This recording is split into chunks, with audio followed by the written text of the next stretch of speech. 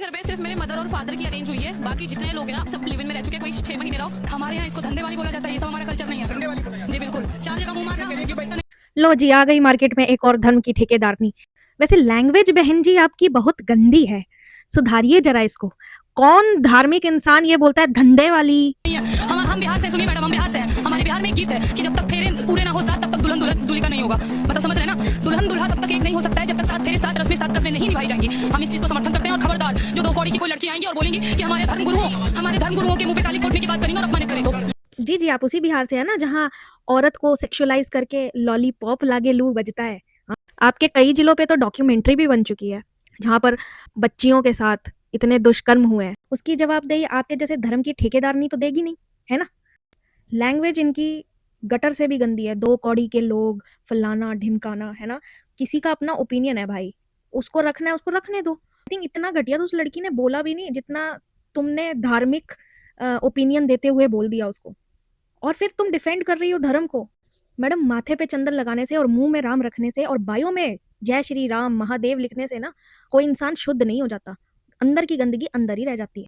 बहुत लोग देख लिए जो धर्म को सपोर्ट कर रहे हैं, लड़कियों को रंडी बोल के, लड़कियों को छिनाल बोल के और लड़कियों को गंदी गंदी गालियां दे के।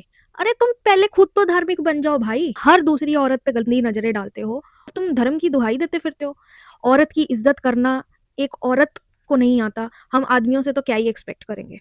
ठीक है, ये कॉन्वर्जेशन एक नॉर्मल कॉन्वर्जेशन भी हो सकती थी, पर चीख के, गाली दे के, गंदे वर्ड्स बोल के आप साबित कर रही हैं कि धार्मिक तो नहीं है आप, बाकी कुछ भी हो। हमको आप कन्विंस नहीं कर सकती मिस फ्यूचर साध्वी।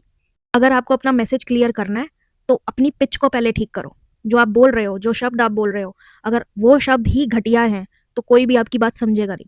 ठीक है, अगर आप लिव इन पे ही ज्ञान बांट रहे हो तो कम से कम आपकी जुबान साफ होनी चाहिए, तब जाके शायद कोई एक नॉर्मल इंसान आपको सुनना पसंद करेगा और अपना ओपिनियन देना पसंद करेगा।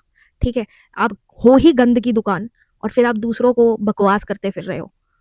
कौन मानेगा? पहले तो यही साबित कर दो कि तुम धार्मिक हो भी। मैं वही बात कह रही हूँ, पूजा पाठ करने से, लड़कियों को गालियां देने से आप धार्मिक नहीं बन जाते, धर्म के ठेकेदार नहीं बन जाते। वो धर्म हमारा भी है, लेकिन उसका मतलब ये नहीं है कि वो धर्म आपको इजाजत दे देता है किसी की भी इंसल्ट करने की। शर्म कर लो। और बात रही लिव इन की, जिसको लिव इन में रहना है वो रह रहे हैं, अभी भी रह रहे हैं। ठीक है, और जिसको नहीं रहना वो नहीं रहेगा। वो टोटली एक पर्सन पे डिपेंड करता है। तो बोलना ही चाहते हो, सिखाना ही चाहते हो, तो पहले अपनी गंदी जुबान ठीक करो, फिर सिखाना दुनिया को।